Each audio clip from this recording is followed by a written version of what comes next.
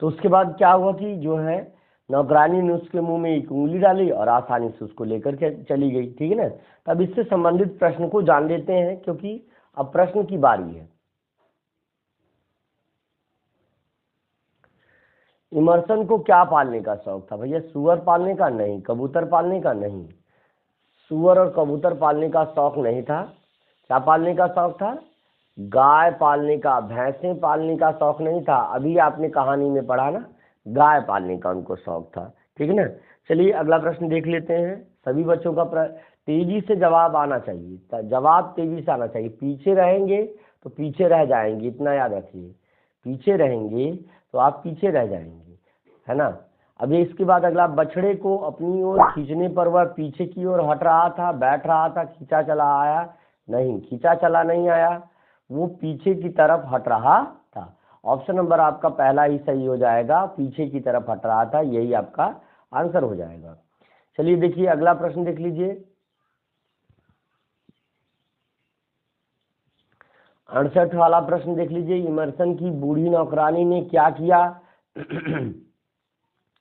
एक बछड़े के मुंह में अपना अंगूठा डाल दिया, बछड़े को तेजी से धक्का दिया, बछड़े को तेजी से अपनी ओर खींचा, बछड़े को डंडों से मारना शुरू किया। भैया नहीं, मारना नहीं शुरू किया, अपनी ओर खींचा भी नहीं। बूढ़ी नौकरानी थी, गिर जाती तो क्या होता, है ना। उसने खींचा नहीं, बछड़े के मुंह में अपना अंगूठा डाल दिया। एक मातृत्व का प्रेम उसने दिखाया, जैसे माँ का दूध पी करके वो जो है लाड दिखाते, उसी तरह से उसने मुंह में अंगूठा डाल दिया और उसको जो है आसानी से वो चलता चला गया। आपका ऑप्शन नंबर आपका पहला सही हो जाएगा प्यारे बच्चों। 68वां प्रश्न है और पहला ही विकल्प आपका सही हो जाएगा। तेजी से प्रश्नों को पढ़ना चाहिए। और इससे गाय का पर्यायवाची क्या होता है? गेह नहीं होता है ना, तरी नहीं होता, इंदु नहीं होता है, धेनु शब्द इसका पर्यायवाची होता है ना, धेनु, है ना। कामधेनु नाम सुने होंगे गाय का, कामधेनु एक गाय थी, कामधेनु। कामधेनु जो है ऐसी गाय थी कि जो कभी भी पूरे 12 महीने मतलब लगातार वो दूध देती थी और बहुत ही अच्छी गाय थी। राजा दिलीप के पास थी ये गाय। ठीक है ना। चलिए आगे देख लेते हैं। अब आगे है प्रश्न, प्रेम का विलोम, अपोजिट या एंटोनीम ऑफ प्ले, है ना। एंटोनीम जिसको कहते हैं, एंटोनीम्स, है ना, विलोम शब्द किसको? प्रेम का। तो प्रेम का निंदा नहीं, बुराई का निंदा होता है ना। मोहब्बत का आपका नफरत का जैसे प्यार होता है, मोहब्बत का नफरत हो जाएगा। प्रेम का घृणा शब्द जो है पर्याय है ना। प्रेम का घृणा शब्द, लेकिन नफरत भी वही सेंस देता है, लेकिन घृणा शब्द जो, अब आप जान लीजिए कि सभी शब्दों का विलोम सभी शब्द नहीं है। आपको यही जानकर के आपको वो होगी कि अगर प्रेम का नफरत देखे तो ये भी विलोम ही है, उसकी उल्टी मीनिंग रखने वाला। लेकिन घृणा शब्द इसका बिल्कुल सटीक विलोम है। इसका प्रेम करना यानी घृणा करना सीधे आपका हो जाएगा, है ना। ठीक है। चलिए अगला प्रश्न देख लीजिए। अगला, एक बूढ़े आदमी के 3 बच्चे थे, वे आपस में अक्सर लड़ते झगड़ते रहते थे, अपने माता पिता की सलाह पर कोई ध्यान नहीं देते थे। एक दिन उसने अपने तीनों बच्चों को बुलाया, उसे पतली लकड़ी का एक बंडल दिया और उसे तोड़ने के लिए कहा। सभी अपनी अपनी और लकड़ी का बंडल तोड़ने की काफी कोशिश की, लेकिन वे असफल रहे। तब बूढ़े आदमी ने उस बंडल को खोलकर एक एक लकड़ी तोड़ने को कहा। तो ये कहते ही बड़े बेटे, तो क्या छोटे बेटे ने ही सारी लकड़ियां बिना किसी परेशानी की तोड़ दी।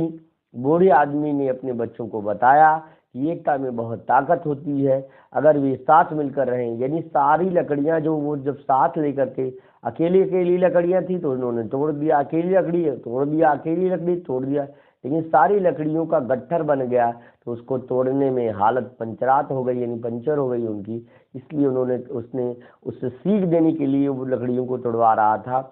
उसने कहा कि अगर वे साथ मिलकर रहेंगे तो उन्हें कोई हानि नहीं पहुंचा सकता। लेकिन अगर वह आपस में झगड़ेंगे तो उन्हें दिक्कतों का सामना करना पड़ सकता है। चलिए इससे संबंधित प्रश्नों को समझ लेते हैं। इससे हम समझते हैं कि एकता में शक्ति होती है। चलिए देखिए, बूढ़े आदमी की कितने बच्चे थे? 1, 3, 4, 2। तो 2 नहीं थे, 4 बच्चे थे। ये आपका विकल्प सही हो जाएगा। अगर आपको नहीं समझ में आ रहा है तो देखिए, बूढ़े आदमी के कितने बच्चे थे? एक बूढ़े आदमी के 3 बच्चे। अरे भैया हमें गलत हो गया क्या है आज?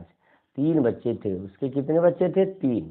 तो यहाँ पर आपका हो जाएगा 3 विकल्प आपका, यानी आपका हो जाएगा यही वाला विकल्प आपका सही हो जाएगा। ये विकल्प आपका सही हो जाएगा, ये गलत नहीं होगा, ये गलत नहीं होगा। इसको मिटाते हैं और इसके बाद ऑप्शन नंबर 3 को ही सही बनाते हैं। 3 बच्चे थे उसके, कितने बच्चे थे? 3। 4 बच्चे नहीं थे, इसलिए ये विकल्प आपका गलत हो जाएगा। चलिए अगला प्रश्न देख लीजिए। अगला प्रश्न देखिए, बूढ़े आदमी ने किसको बुलाया? रिश्तेदारों को नहीं बुलाया, बिरादरी वालों को भी नहीं बुलाया, पड़ोसियों को नहीं बुलाया, अपने बेटों को बुलाया, है ना? यही आपका आंसर हो जाना चाहिए। ठीक है, चलिए अगला प्रश्न देखते हैं।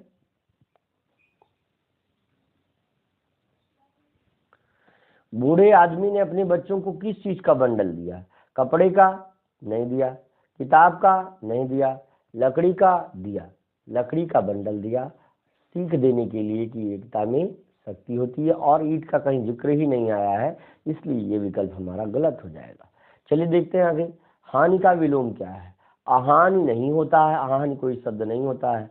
हानि का विलोम नुकसान भी नहीं होता, क्योंकि ये एक समानार्थी शब्द है। ये हानि मतलब ही नुकसान ही होता है, डिसएडवांटेज ही होता है। भरपाई करना ये भी गलत है, यानी लाभ शब्द यहाँ पर इसका विलोम हो जाएगा। चलिए ऑप्शन नंबर 4 जिनका आ रहा है वो सही कर रहे हैं।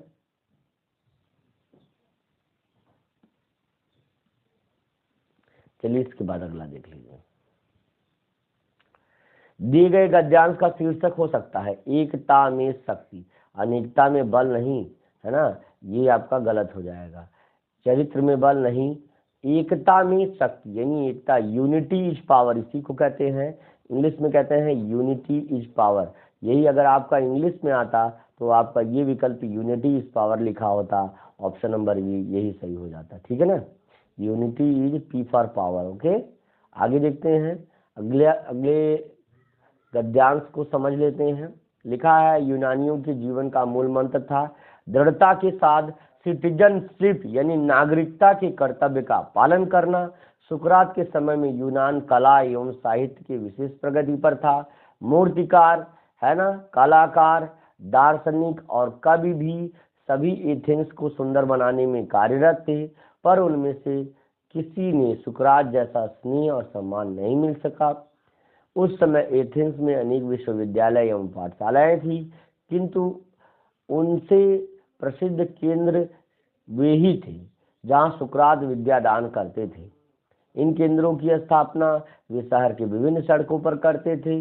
उन्होंने प्रश्नोत्तरी द्वारा ऐसी उत्तर प्रणाली का आविष्कार किया जो आगे चल करके सुकराती शिक्षा पद्धति के नाम से, सुकरात को हम लोग CDP चाइल्ड डेवलपमेंट में पढ़ते हैं, है ना? चाइल्ड डेवलपमेंट में पढ़ते हैं, यानी बाल विकास में पढ़ते हैं। और सुकरात ने बहुत सारे जो है ऐसे ऐसे थॉट्स दिए हैं जो समाज के निर्माण में आगे चलकर भी काम आ रहे हैं, आज भी काम आ रहे हैं।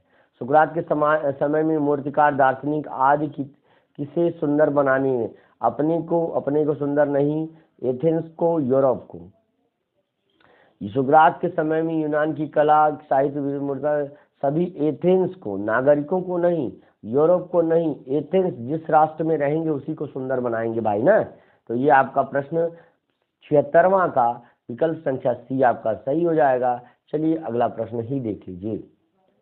सुकरात के जीवन का मूल मंत्र क्या था? सत्य और अहिंसा, दृढ़ता से नागरिकता की का कर्तव्य का पालन करना, सच्चाई। तो देख लीजिए आप भाई, इसकी स्टेटमेंट को एक बार पढ़ लीजिए। देखिए यहाँ पे लिखा है, जहाँ सुकरात विद्या दान करते थे, है ना, सुकरात जैसा स्नेह और सम्मान नहीं मिल सका।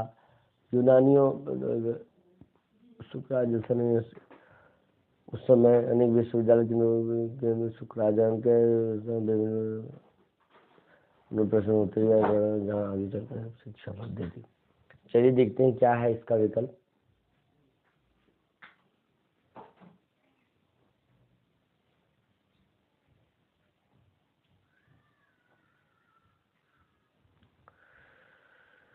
सुकरात के जीवन का मूल मंत्र था सत्य और अहिंसा, दृढ़ता से नागरिकता का पालन करना, परोपकार नहीं सच्चाई उनके जीवन का मूल मंत्र था। ट्रुथ इज द, है ना, ट्रुथ उनके जीवन का मूल मंत्र था। ठीक है ना। चलिए अगला प्रश्न देख लीजिए।